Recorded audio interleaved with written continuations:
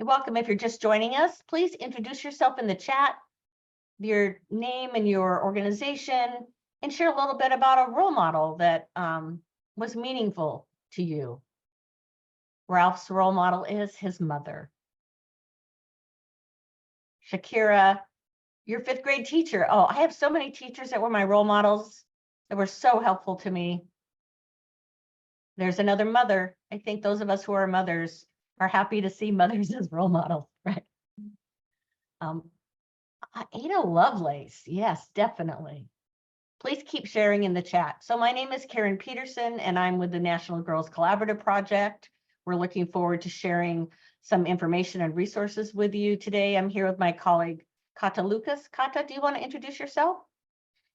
Yeah, thanks, Karen. Hi, everyone. I'm Kata with National Girls Collaborative Project. I'm based in Milwaukee, and I'm really excited to talk with you all today. Great, thanks, Kata. And here's what we're going to talk about today. We're going to give you a little overview about the National Girls Collaborative Project, talk about gender equity in STEM. We have a fun sort of interactive poll we're going to take. We'll provide strategies and resources. We're going to have a breakout group discussion, and then we'll also have some time to debrief all the information that we share with you today. So this is the vision of the National Girls Collaborative Project, really to support and create STEM experiences that are as diverse as the world we live in. How many of you have heard of the National Girls Collaborative Project? Maybe you could just write in the chat, yes, or you could say new. Oh, great. Well, it's great to introduce you to the National Girls Collaborative Project today. To meet our vision, we connect, create, and collaborate with a network of advocates to promote equity and transform STEM for girls and all youth. And many of the resources and strategies that we share are connected to engaging girls in STEM, but we know that all of these strategies and resources are also very helpful for boys. We strive to maximize access to resources and strengthen the capacity of projects, programs, and partners, and ultimately to create the tipping point for gender equity in STEM by using the leverage and collaboration of our network. So these are our resources. All of our resources are free. We have monthly webinars on relevant topics. Kata's putting the links in there so you can check out our webinars that we have every month. We have a monthly newsletter that is full of national resources and events. I hope you will subscribe if you're just learning about us now. It can be a great resource for you. And we also have many resources on our website as well. We are implementation partners with the Million Girls Moonshot. We're working together to support you in making your programming more equitable and inclusive.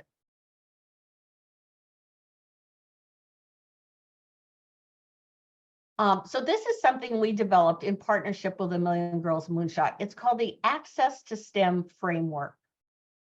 It helps after-school program staff identify strategies to increase access to STEM opportunities for all youth. You can see the three broad concept areas, the columns, and within those columns are strategies and tactics. So for example, the left-hand column, increasing access, really focuses on helping all youth feel welcome in STEM. And there are strategies that address barriers to participation in STEM.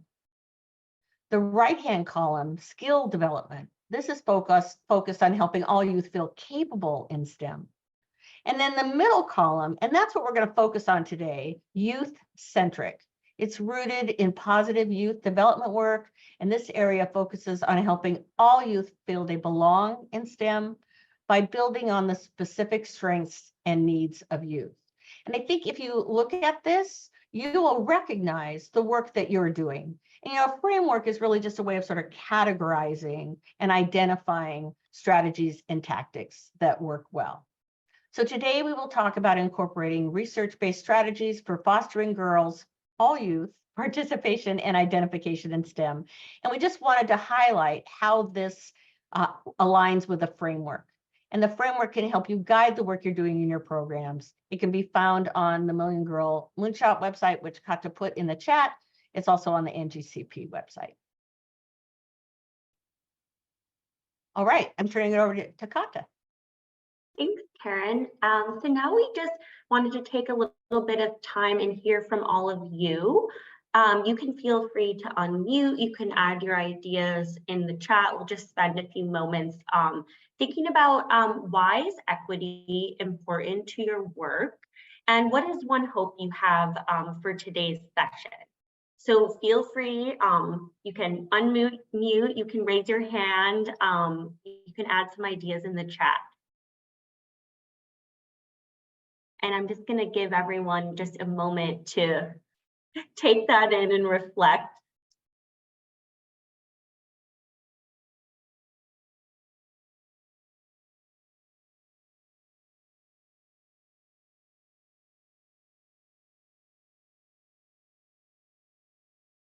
I know there's a lot of folks on this call, so we'd love to hear some of your ideas. Don't be shy.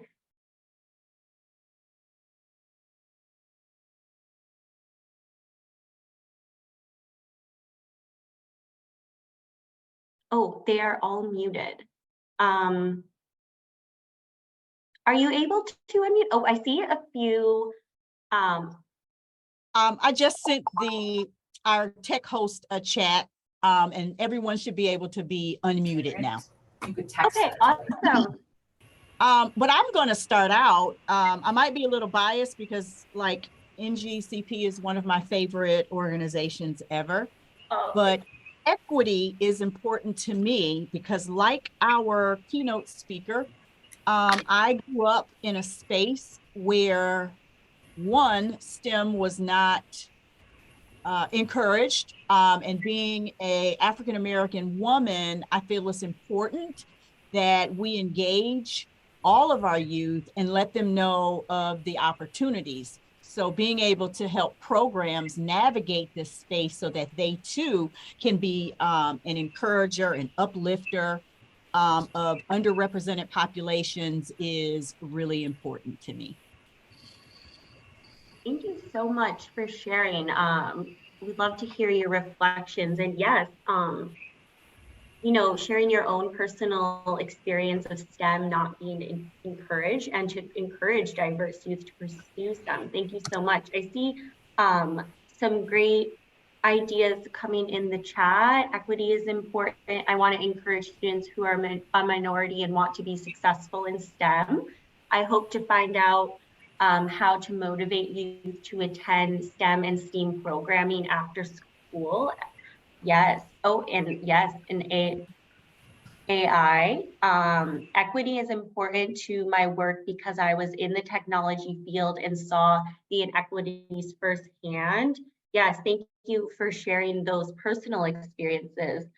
Women are still underrepresented in STEM fields, and we want to change this. How can we empower girls and build their confidence in STEM? Yes, thank you. We're going to be talking a lot about that today. Thank you. I hope to find out how to teach younger youth of younger ages 6 to 10 in our after school space. Most programs I find are for 9 to 11-year-olds or earlier. And we're going to talk about some strategies for addressing stereotypes starting at a very early age. And we have a variety of resources to share. Oh, so many great ideas are coming in the chat. Please continue to add those to the chat. I'm going to move along because I know we have a lot to talk about and we want to hear more from you as we continue on. So you all are already touching on this concept of equity. And so we just wanted to kind of set the stage as equity really grounds our discussion of stereotypes, and really fostering greater equity is what motivates us to counter stereotypes. So when we think about equity in STEM, we're talking about every person getting what they need to engage in STEM, to participate, succeed, and also feel like they belong and identify with STEM. And really this means acknowledging, valuing, supporting their intersectional identities and everyone's unique lived experiences. So people have different and unique needs and concerns based on their identities and based on their experiences. And so we want to make this distinction that equity does not mean equality. Equity is about everyone getting what they need, not about everyone getting the same thing. And so maybe you all have seen this image or a similar image online before, but if we look at that top panel related to equity, we see that everyone has received the same type and size bike. But when we're talking about equity, now everyone is using a bike, the type and size that fulfills their needs. So it's just a nice visual to think about this distinction between equity and inequality, or equity and equality. And so we also want to emphasize that equity is really a practice, a way of living and working. It's not a specific destination. And so we are always trying to foster greater equity in STEM spaces. So now turning to women in STEM, and that's really our focus at the National Girls Collaborative Project. So we know that there are many inequities in STEM spaces, and the images on this slide and these statistics kind of tell part of that story. So we know that women make up half of the US workforce, but only about 35% of the STEM workforce. And this number shrinks significantly for women of color that have been historically excluded from STEM spaces. We see that Latina, Black, and Indigenous women represent less than 10% of the STEM workforce. And turning to the image on the right-hand side of the slide, we also see that there are relatively high shares of women in the social sciences and the life sciences, and relatively low shares of women in computer and mathematical sciences, as well as engineering. And so this is just a really high level picture of women's underrepresentation in the STEM workforce. And we know that the STEM workforce can benefit and does benefit from diverse perspectives and experiences.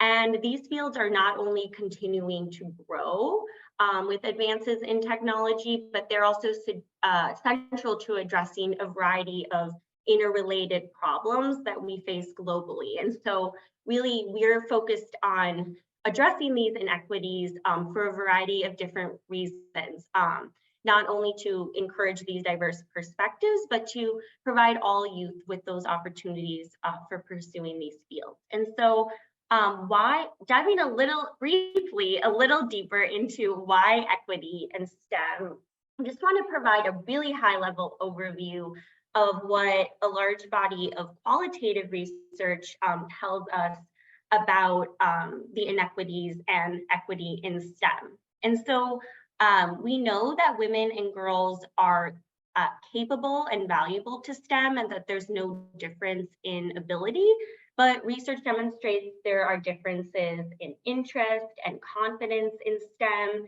There are differences in their perceived sense of belonging in STEM, as well as their perception of future success in STEM, and also differences in access to STEM opportunities. And so why do these barriers exist?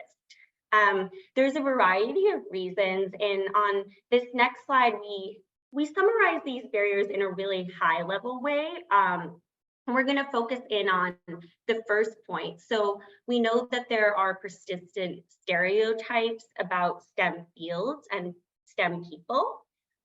Too often there is curriculum that is either irrelevant both personally and or culturally. There's a lack of exposure to diverse women role models. And we want to emphasize that these barriers are rooted in larger systems of intersectional inequalities, and they can really hinder and prevent girls and youth identification with STEM. So when we're thinking about these larger systems, whether that be patriarchy or systemic racism, these systems really continue to perpetuate discriminatory values and practices. And this is really why we're talking about stereotypes today, because countering stereotypes about both STEM people and careers is really one way for educators and program staff to push back against these larger systems and to foster greater equity in the STEM spaces we work. And so I think we can go to the next slide, because that was a lot of talking and a lot of information. So we really want to hear from you. So we're going to have a fun little activity. Maybe some of you have used Slido before, but it's an interactive way to respond to some prompts, and it will populate a word cloud for us all to see. It's a really great visual. So we're going to be talking about these two questions on the screen. What STEM stereotypes are youth today exposed to? And how do stereotypes impact you and or the youth that you serve? And so you can join our Slido by either scanning the QR code on the screen, and then Karen put in the chat, you can use the direct link or go to slido.com and add our code. So while everyone's getting situated, I'm going to bring up the Slido so that way we can all see the word cloud that populates. So just give me 1 second. Okay, should be able, can you all see my screen? Great. Okay, and I see some folks are already typing, and I'm just pulling up the chat again. Please reach out if you're unable to access it. You can always add your ideas into the chat if something's going on, but I see some great ideas coming in already. Not being included is under age 9. Poverty, language barrier, gifted only.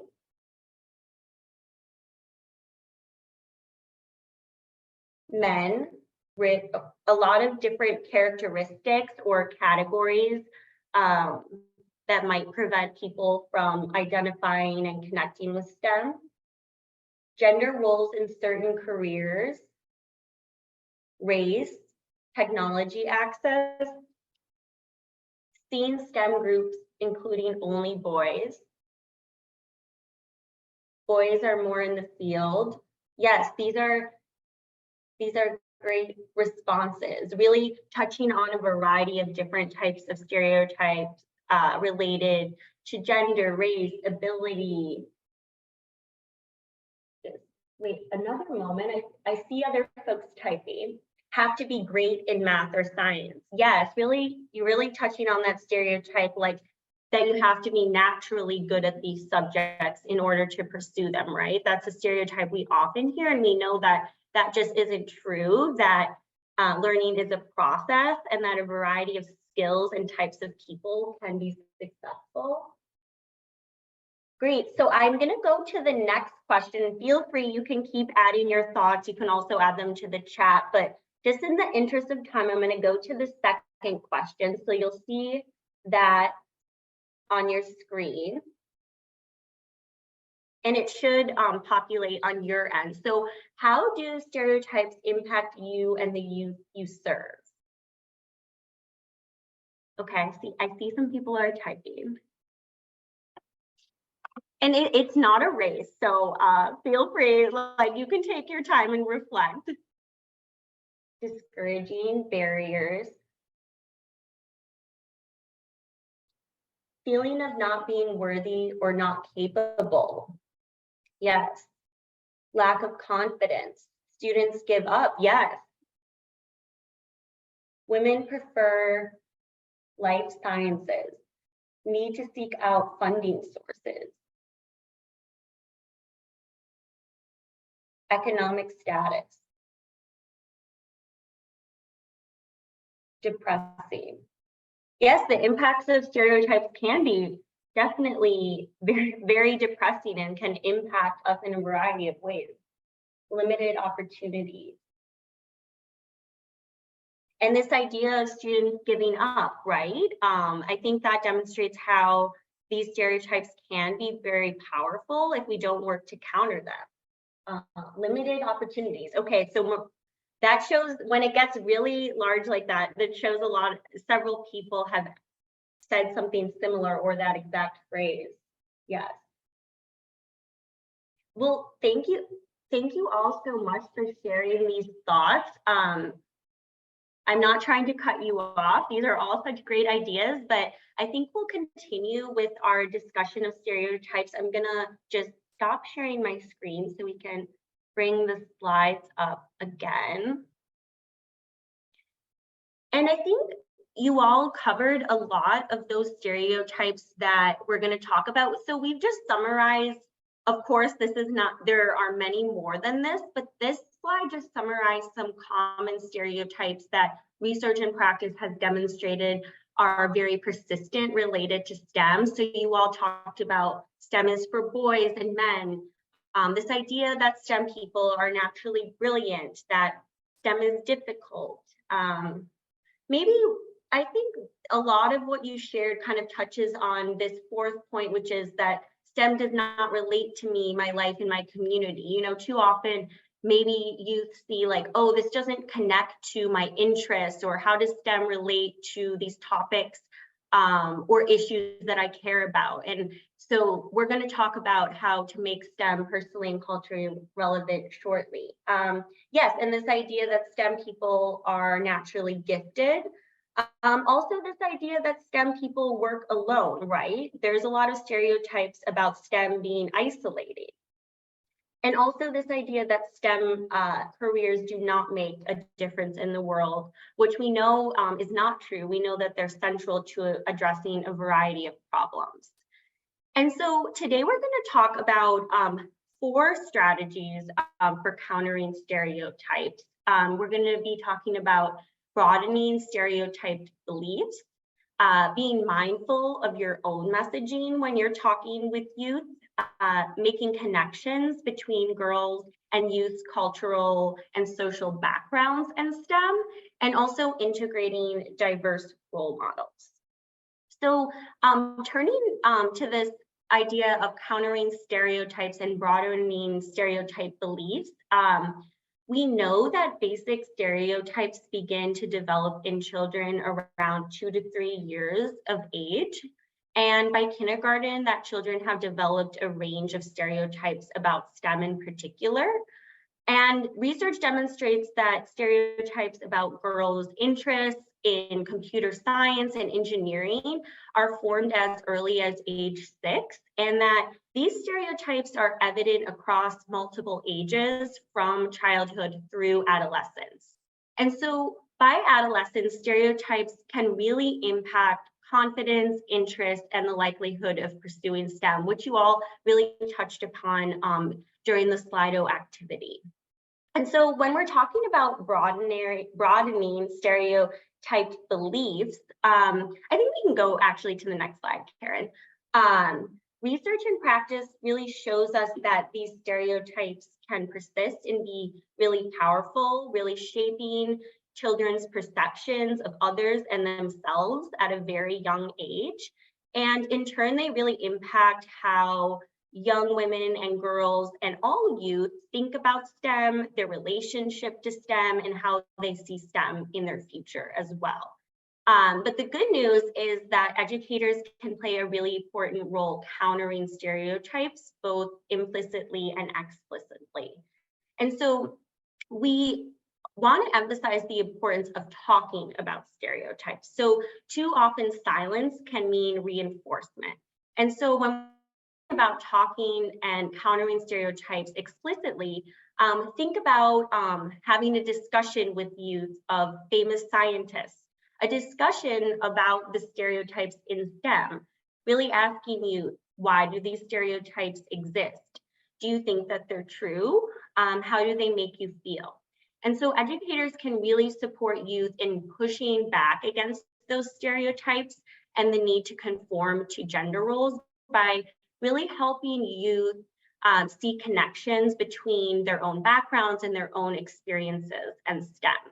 And when we think about countering stereotypes implicitly, we can use images and examples in a specific learning environment. So when educators showcase the diversity of STEM professionals, such as showing an image or a video of a STEM professional, or using a picture book, a storybook that demonstrates the diversity of STEM professionals, girls can really see the connections between their backgrounds, their skills and their interests and STEM.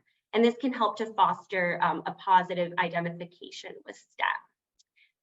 And I think we can go, let's go to the next slide actually. And so really related to this notion of broadening stereotypes type beliefs, it's also, as educators and program staff, important to reflect on your own beliefs, mindsets, and messaging, really having this self-reflection. So thinking about your messaging related to STEM people, to skills and careers can really work to counter stereotypes and help you foster a growth mindset about STEM and also about learning in general. So just thinking about, how do you talk about your own experience with math and science? For example, if I say I'm not good at math and science, or I'm not a science person, what message does that say to the youth that I'm working with? Another example, how do you react when you make a mistake or have a difficult time figuring something out? You know, if I say, if I try to model perfectionism and I get mad at myself when I make a mistake and I model that for youth, what does that demonstrate to them about the learning process, right? So really modeling your own growth mindset and really encouraging youth that part of the scientific process, part of learning, is making mistakes, right? And I think now I'll stop talking, and I think we're going to do another activity because we want to hear from all of you again. Thanks, Kata. And I know one thing that I've been trying to do, I have young grandchildren, and instead of saying, I don't know how to do that, I say, I haven't learned that yet, which can be pretty funny, you know, as you're an older adult. I haven't learned that yet. There are a lot of things that, you know, we haven't learned yet, instead of just saying, oh, I don't know how to do that. Oh, I haven't learned that yet. Maybe I will in the future. Great. So what we're going to do now is we're going to put you into breakout groups. And Kata, can you put the Google Doc in the chat? We're going to put you into breakout groups. And we'd like you to look at these 4 images together and discuss how you might improve upon the messaging to promote greater gender equity and dispel stereotypes. So our wonderful technical support person, Jackie, will be putting you in breakout groups. And you'll have about 5-6 minutes to have this discussion. And then we'll want you to come back and report and share a little bit about the discussion you had about these images. And you can also see them in that Google Doc, since you'll lose access to the slide.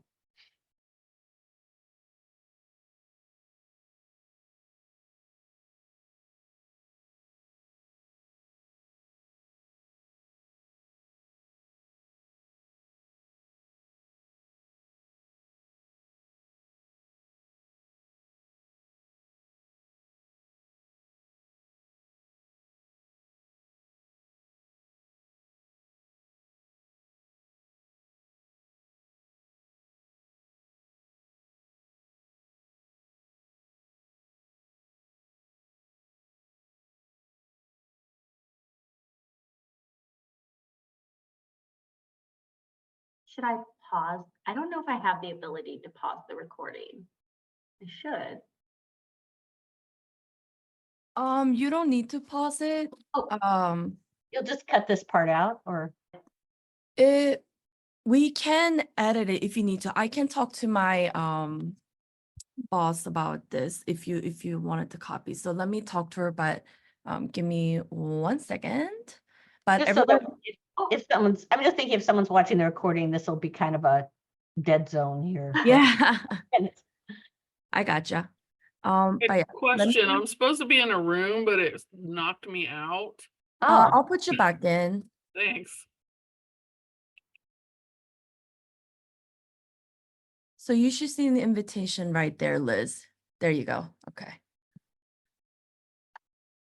I think for some people that they don't see that invitation pop up. They might have other windows open. It takes a while sometimes for them to. Yeah, sometimes it's the computer, it gets them kicked out, I Yeah. guess. But yeah, everybody's in the room now, which is great. Yeah, cool. Yeah, Thank you. That worked really well. sure. Yeah, you guys have been doing really great. Thank you. Mhm. Thank you.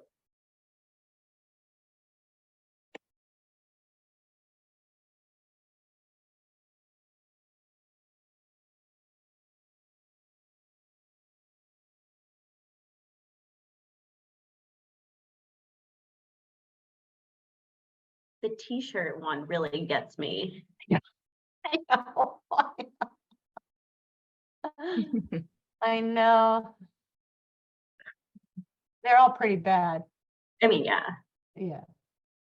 I used to have a shirt that says math sucks, but with the instead of SUCKS, it says SU with the parentheses that says X and then parentheses close. So it's part of the math equation that math sucks. I thought it was clever. Oh, that's very clever. That is very fun.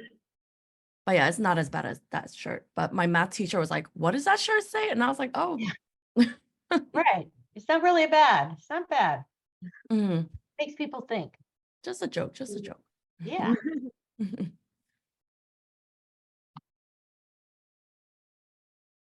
All right, so in 2 minutes, I will bring them back for you, okay?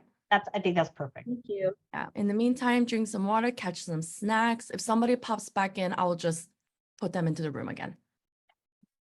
All right.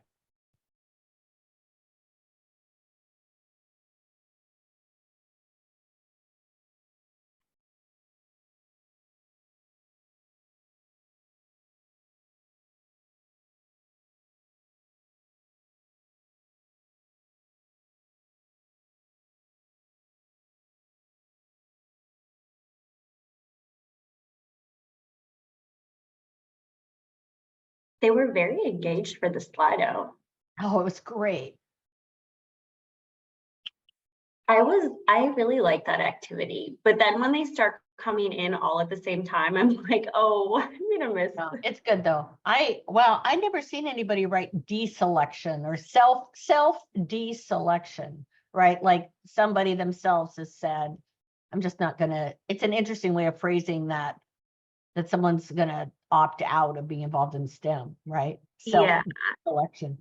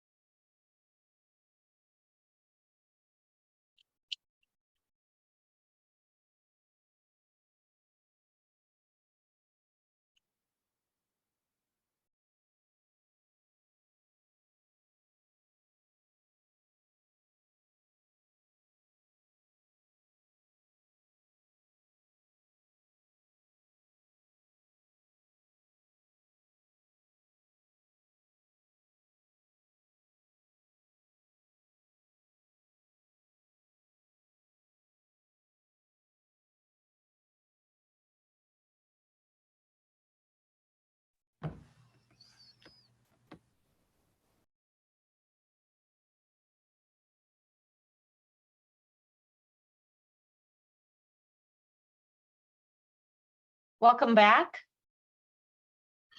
I hope you had some good discussions. I know it probably wasn't long enough. I think I'm on twice.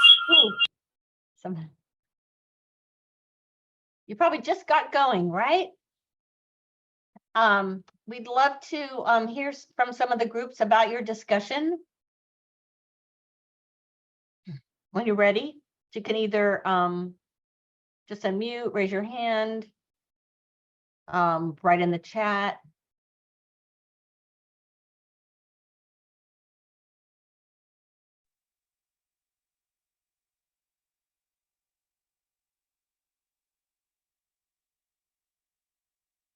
Michaela has her hand up. Okay, go for it, Michaela. Hello, good morning. Morning. So one of the things that we were kind of talking about in the group was how some of the images and things that we see are very normalized, that we kind of like look past them when they come into like our viewing and our image and stuff. So that desensitization of the very limiting language of things and how certain things are, it's either a girl's thing or an everybody's thing, and it's not. Oh, you went on mute accidentally there, Michaela. Yeah.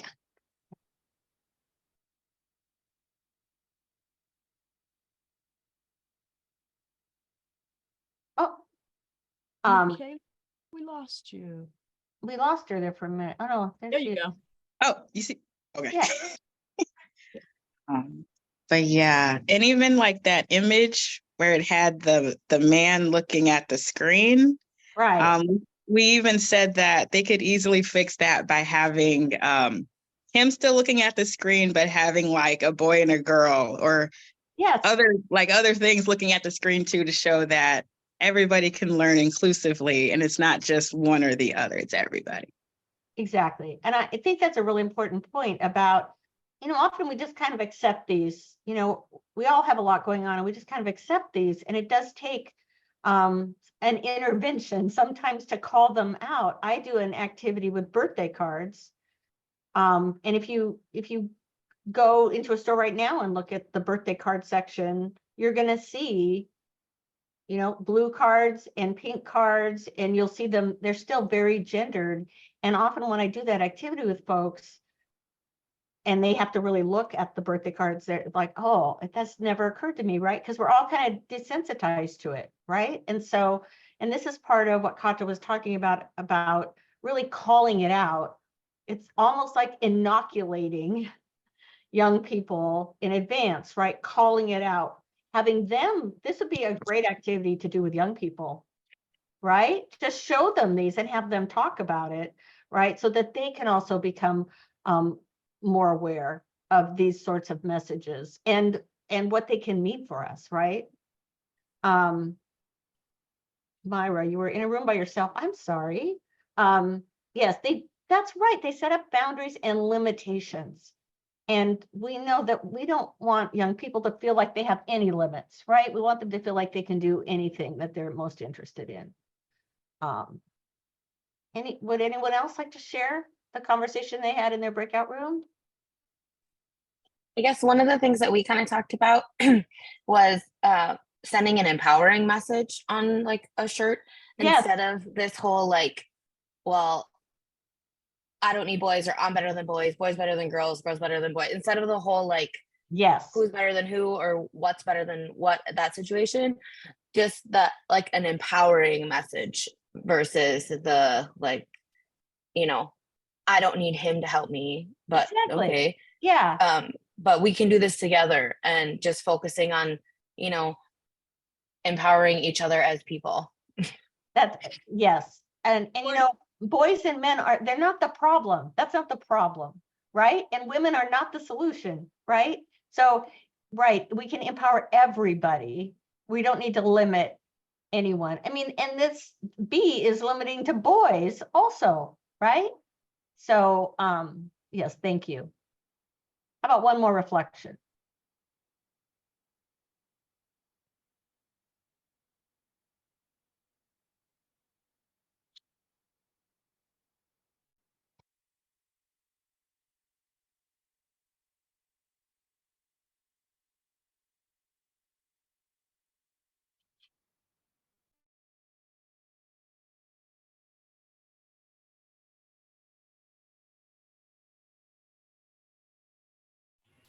Instead of looking at the computer alone, we should show other aspects like the traits. Yes, that's right. Showing, and actually this is what we're going to talk more about, showing really the broad range of professions and activities that are connected to STEM instead of, right, just the computer. I mean, the computer is really just the tool, right? So there are many things that are wrong with that image as well.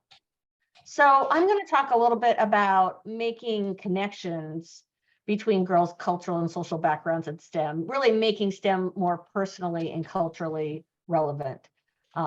We know that we can make STEM more personally and culturally relevant by involving, designing, and engaging girls in activities that draw on their interests, their knowledge, their skills, their culture, and their lived experiences.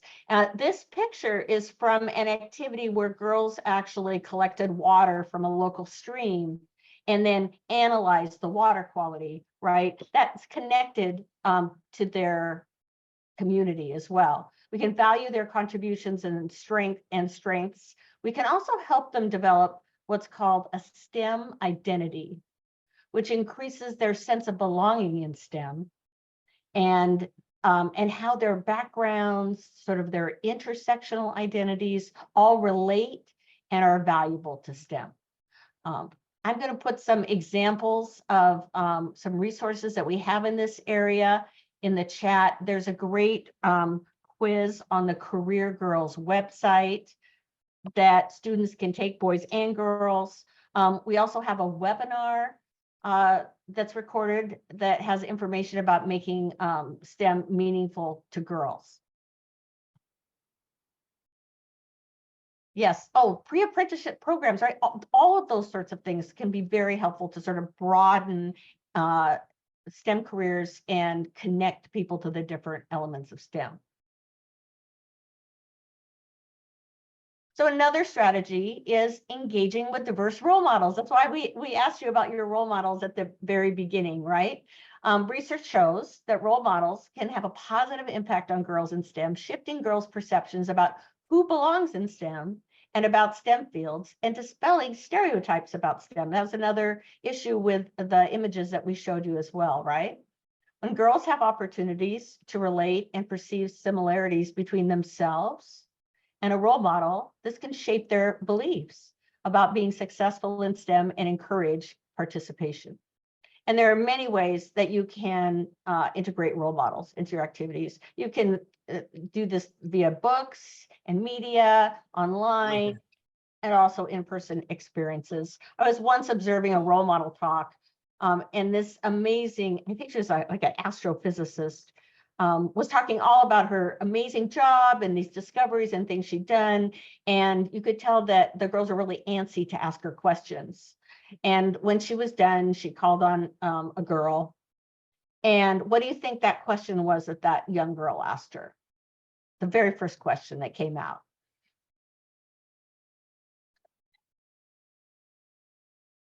Any guesses? How did she get there? How did she do it? Right. No. And often when I ask folks to guess, they say that or her salary or her educational background. No, that little girl wanted to know if she had a pet. Right? Because she was trying to connect. She was trying to think, is this woman like me? Like, does this woman have a pet? I think the question was actually, do you have a cat? Which is why we suggest to our role models that they actually begin their talks by talking about their hobbies. I just paid. Right? No, they're across the street, she said. And all those sorts of things as well. And so these are some of the characteristics of effective role models, right?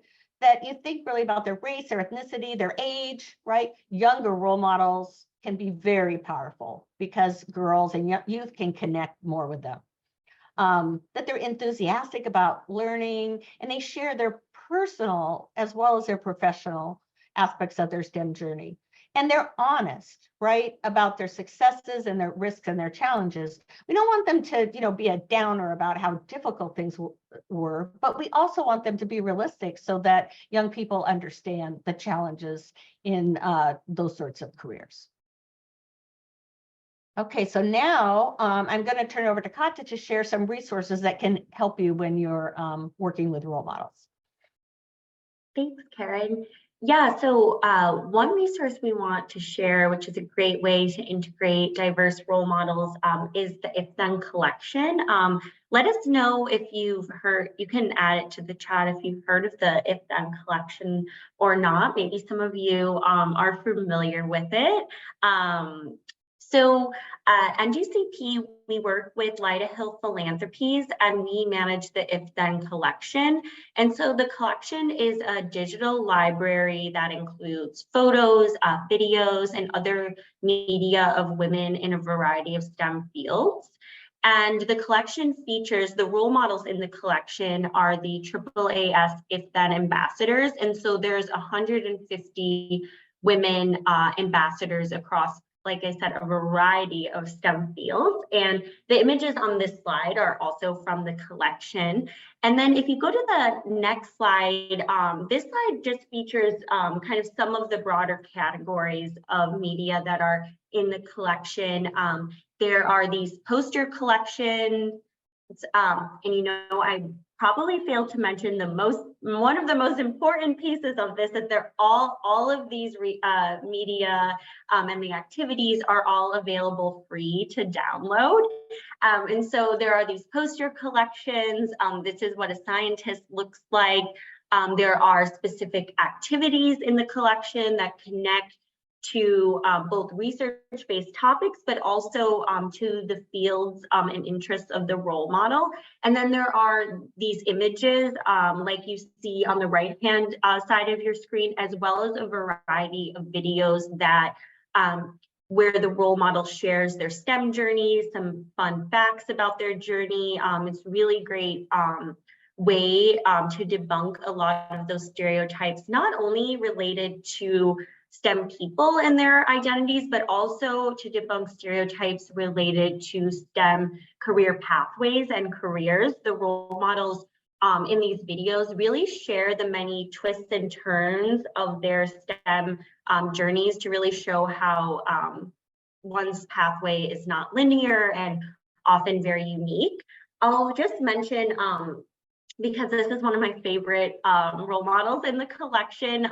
The one woman on the slide on the right-hand side, her name is Beata Mirzva, and she actually makes fashion designs based on what she sees under the microscope. So she designed that dress and the pants that she's wearing. And so it's really just an example of how many of the role models in the collection, how their STEM work is very interdisciplinary, like Beata combining design, art, and science. So just one example of the many unique STEM journeys in the collection.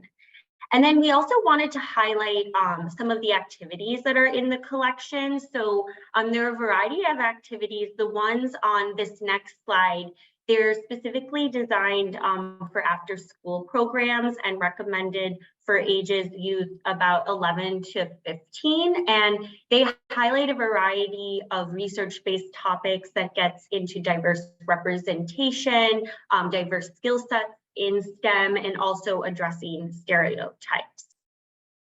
And I think with that, I'm gonna turn it back over to Karen, and we're gonna have time for a discussion.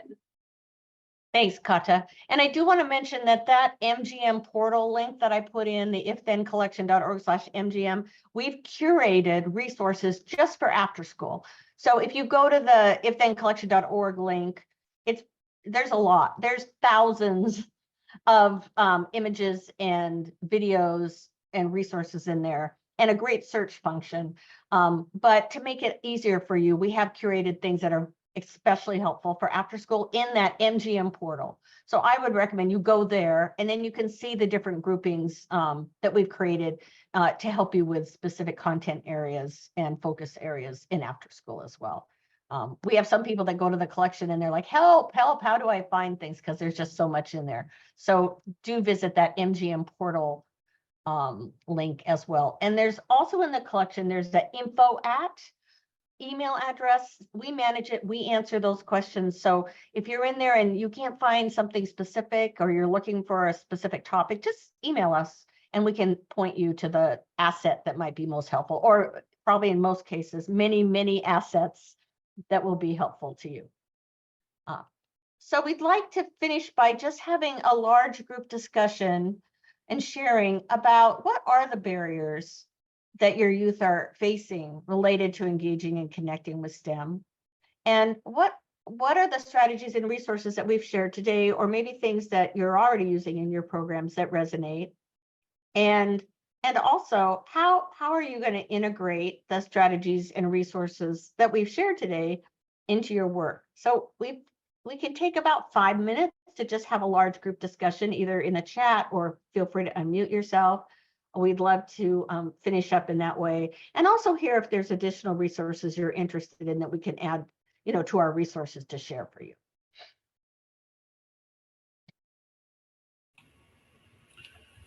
Hi, Liz Hale. I'm out of Ohio, Dayton Metro Library.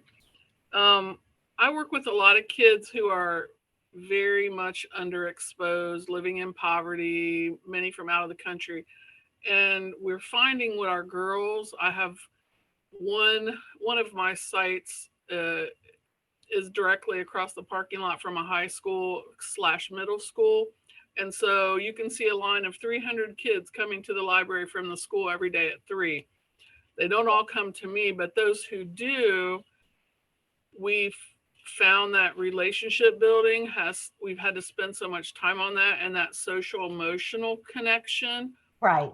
And that's something I would like to have more resources for, is how to really blend that, because they don't, I'm having some little speakers and stuff come in from a moonshot grant we got, and it's really hard to get the background to them and to move beyond that need for that nourishing and nurturing into some more academic activities for them. Yes, that, we're actually hearing that from others too, because you can't really compartmentalize STEM, right? You can't even start thinking about STEM if you're hungry. Mm-hmm. Right. So it's great to hear that that's a need that you have, because we've actually started doing some work around that. And I think Sheila, who's in Ohio, she'll connect with you, Liz, and we can make sure we send you some resources that are helpful. And I think, especially around role models, there are some role models that handle that better than others, right?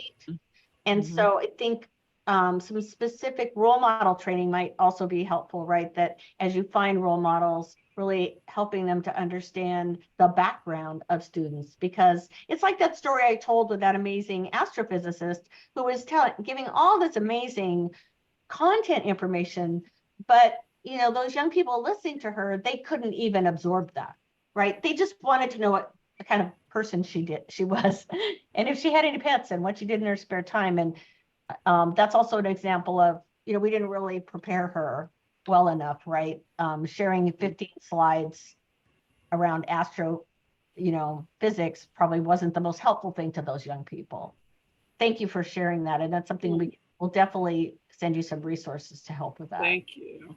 And Karen, I just want to say, Liz was mentioning Moonshot. Liz is one of our Teen Science Cafe partners for MG. Great. Yes. Great. Yes. Great. Yeah. So Sheila, we'll talk about some resources that would be helpful for that. Okay. Yeah. I think that, the increased focus on STEM is good, but it needs to be integrated into all of the other, I have to say, sometimes more important needs for folks. So thank you for sharing that. You've got some great comments, some comments in the chat too. Yes. And, I think that we do have to be careful about the STEM content, right? It might be that for some people, some young people with these barriers around poverty and income level, the most we can do is present the opportunities to them and inspire them, right? And share people that have a similar background, right? I mean, that's part of it, the lived experiences piece of it, right? So it might take a little, more time to find a role model that has a similar background. I think that's the most, that's more important than actually whatever the content piece is. And if I can, Erica, one of the things and Erica says the biggest barrier they have is income level with low income students who are just trying to graduate high school. imagining going to college. And I will say in Ohio, one of the things that we are working on is creating opportunities for students to see pathways where they can still be in STEM fields and not necessarily go to college. So we have business advisory councils. We are the Ohio Girls Collaborative partner with National Girls Collaborative. And so we are looking for ways to showcase how students can still be in the field, but knowing that not everyone is going to go to a four-year college. So we're working with local businesses to go into programs to help create these pathways for our students. Thank you, Sheila. And I see this note about internet speed and infrastructure. I think there are many ways to still communicate the potential of STEM careers, college or pre-college or CTE or whatever, via books, right? Via talks. All of the resources in the If Then collection are downloadable. So you could download them, right? And then share them. You don't have to share them being fully online as well. These are the resources we mentioned. We're going to provide these slides, and then we'll also have sort of a Word doc with resources that were in the chat.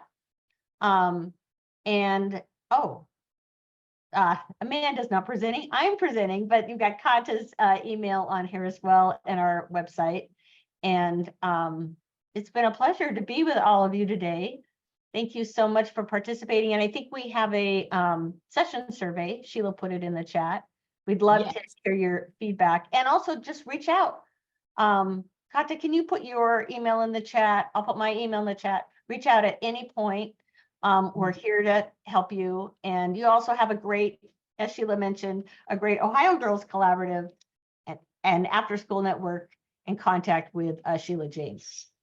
Yes, and someone also put in the chat that that some trades have apprenticeship pathways, like the independent electrical contractors. So that is something to also look into for anyone who is thinking about different ways to engage youth into STEM fields. Right. I think apprenticeships, job shadows, those are all great resources for young people.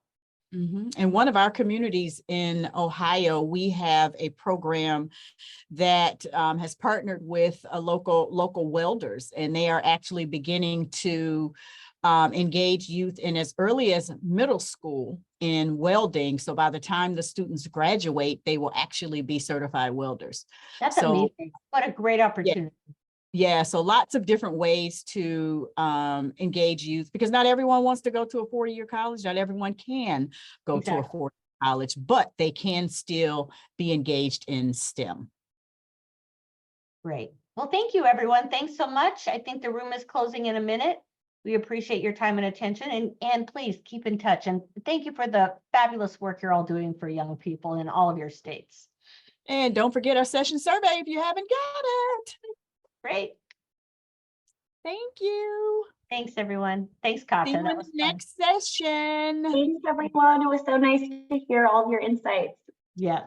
Thank you, Kata and Karen.